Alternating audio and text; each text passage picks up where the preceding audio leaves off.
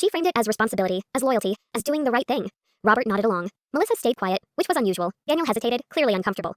I smiled. I said, "Of course, transparency is important in families, right?"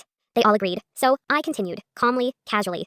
I mentioned that Melissa had taken out a loan using the family name. I mentioned that Robert had transferred property the year before without telling Linda. I mentioned that Linda had been telling extended family that we were asking for money, even though we never had. The room went silent. Then it exploded.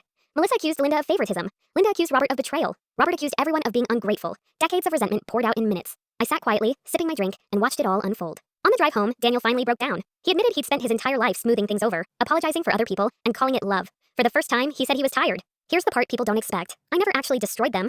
I didn't expose them publicly. I didn't spread rumors. I just stopped protecting their image. I stopped reminding Daniel to call. I stopped hosting holidays. I stopped pretending everything was fine. Without me acting as the buffer, they turned on each other. The visits stopped. The calls slowed. Melissa moved out of state. Robert withdrew.